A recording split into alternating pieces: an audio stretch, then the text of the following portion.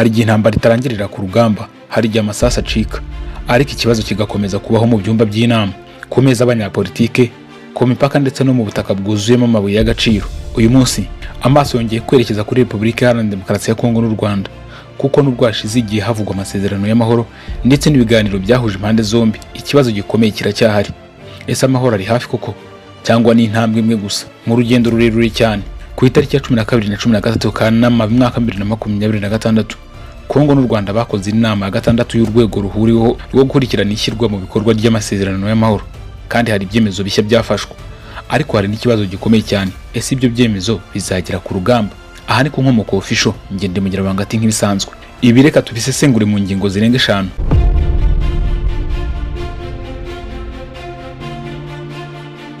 Ya mbere ni inama ya Congo n'u Rwanda. Kuwa 12 na 13 Kanama mu mwaka 2026, impande zombi zaganiriye kwishyirwa mu bikorwa ry'amasezerano y'amahoro ya Washington. Muri iyo nama, Congo n'u Rwanda byemeranyije guteza imbere uburyo bubiri bushya bwo gukurikirana no kugenzura ishyirwa mu bikorwa ry'amasezerano ku butaka. Hari kandi gahunda yo gutegura inama mpuzamahanga mu Kwakira mu mwaka wa 2026 izareba uko ibikorwa bihuriweho by'umutekano byakorwa ndetse n'uko amabwiriza mashya y'ibikorwa yakorwa.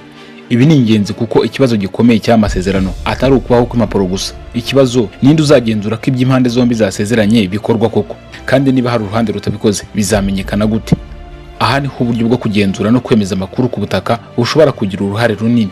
Indi ngingo ya kabiri wakwibaza, ariko se amahoro yageze muri Congo koko? Iki ni ikibazo gikomeye. Nubwo ibiganiro bikomeje, imirwano n'umutekano muke mu burasirazuba bwa Congo ntibirarangira. M23 iracyafite ububasha ku bice binini by'uburasirazuba bwa Congo, kandi ikibazo cy'imitwe yitwaje intwaro kiracyari kinini. Abasesenguzi b'umutekano bakomeje kugaragaza ko amasezerano y'amahoro atarakemura burundu ikibazo cyo ku rugamba. Niyo mpamvu hari abavuga ko Congo ifite amasezerano y'amahoro ariko itaragera ku mahoro yuzuye.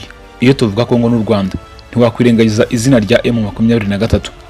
M23 ntabwo yari umwe mu basinye amasezerano ya Washington hagati ya Congo n'u Rwanda, ahubwo M23 na leta ya Congo bafite inzira yabo y'ibiganiro idoha muri Qatar.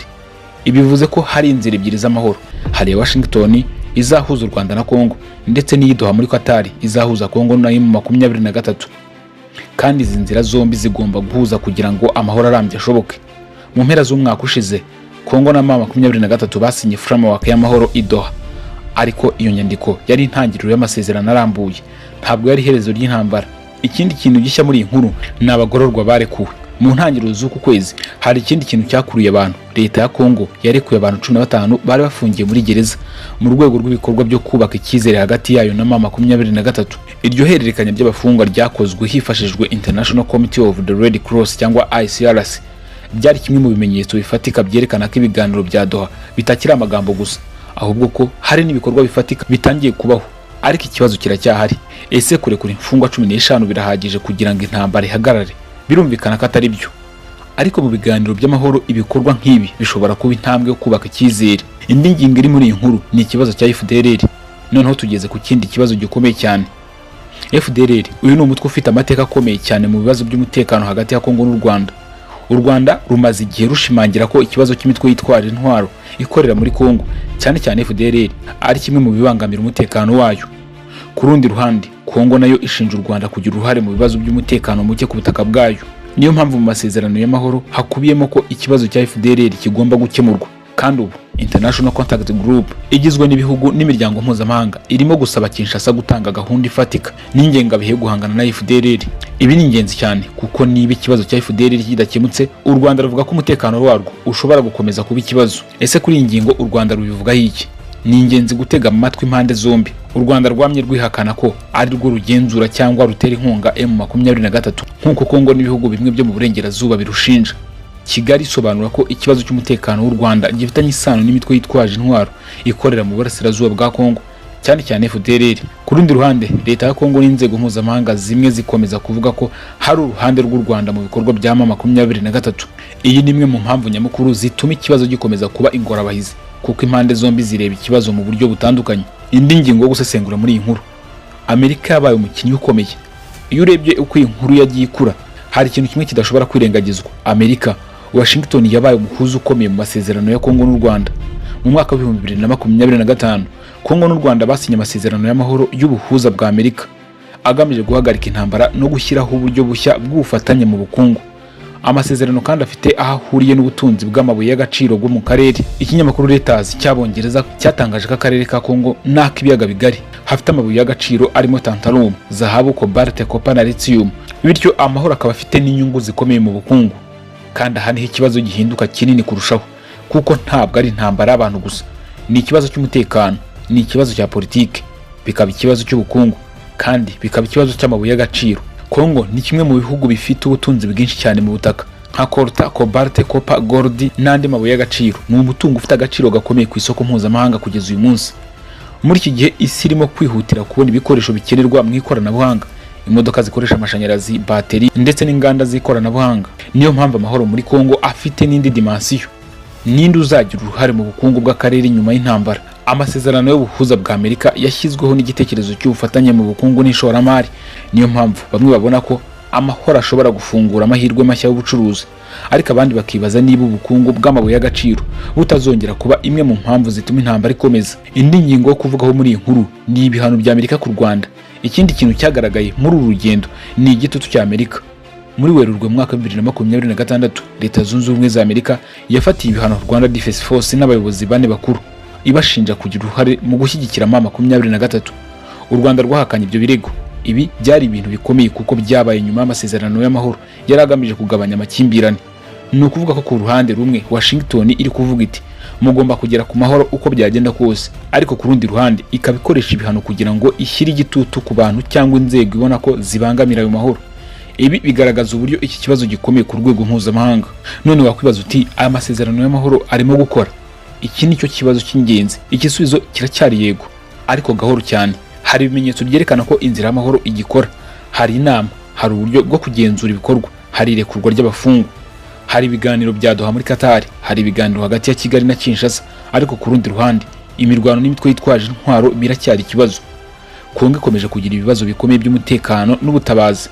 M23 iracyafite ibice by'uburasirazuba, kandi hari impaka kwishyirwa mu bikorwa by'amasezerano. Niyo mpamvu amahoro ari inzira, ntabwo ari event imwe gusa. Ariko reka tunavuge ku bayobozi gato.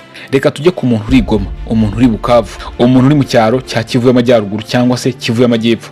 Kuri we amasezerano y'amahoro azagira agaciro ari uko ashobora gusubira mu rugo, guhinga nta bwoba, kujyana abana ku ishuri, gukora ubucuruzi nta nkomyi, ndetse no kubaho nta gutinya amasasu. Ikibazo cya Kongo kimaze imyaka myinshi gitera kwimurwa kw'abaturage benshi, kandi nubwo ibiganiro bya politike bikomeje, ubuzima bw'abaturage nibwo buzaba igipimo cya nyuma cy'uko amahoro yagezweho koko. Ikintu cy'ingenzi gikomeye cyabaye muri iki cyumweru. Noneho dusubire ku makuru mashya cyane. Inama yabaye ku itariki ya 12 na 13 Kanama ntabwo yarangiriye ku magambo gusa. Impande zombi zemeye gukomeza uburyo bwo gukurikirana no kugenzura ishyirwa mu bikorwa ry'amasezerano.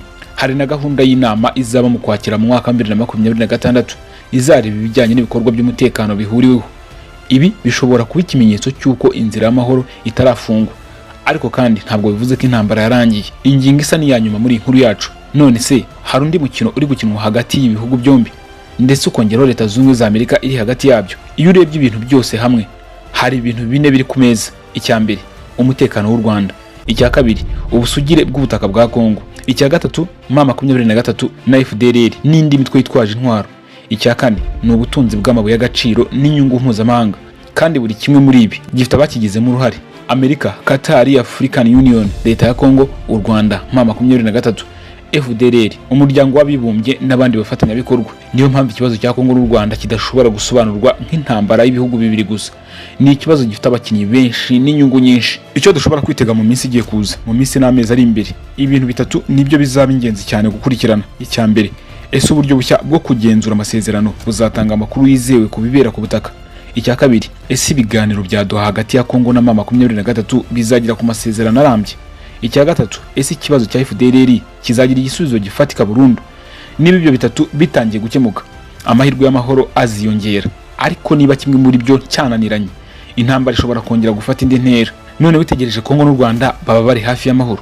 Birashoboka cyane, ariko kuvuga ko intambara yarangiye ubu byaba ari ukwihuta. Hari intambwe zatewe, hari ibiganiro bikomeje, hari imfungwa zarekuwe nk'uko twagiye tubivuga, hari uburyo bushya bwo kugenzura ishyirwa mu bikorwa ry'amasezerano, kandi hari igitutu gikomeye cy'amahanga. Ariko haracyari ikibazo cya M23, ndetse haracyari n'ikibazo cya FDLR, haracyari ikibazo cy'imitwe yitwaje intwaro, haracyari ibibazo by'abaturage bimuwe mu byabo, kandi haracyari ibibazo bikomeye by'inyungu z'amabuye y'agaciro.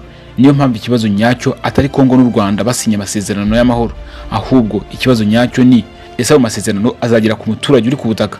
Kuko amahoro nyayo ntabwo apimirwa ku mafoto y'abayobozi bari ku meza, apimirwa ku munsi umuturage wa Goma cyangwa Bukavu azabyuka kumva ko umwana we ashobora kujya ku ishuri nta bwoba.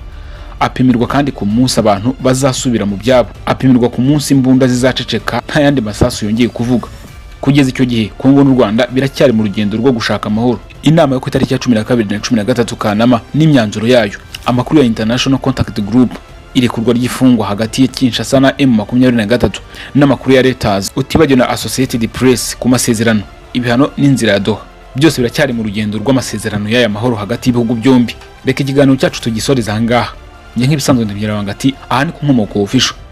Amakuru mashya ndetse n'ibyegeranyo bitandukanye n'inkuru utakumva ahandi nta handi wabisanga uretse kuri uyu muyoboro wacu mugari w'ibyegeranyo. Mugire byiza aho muri hose mu bice bitandukanye by'isi.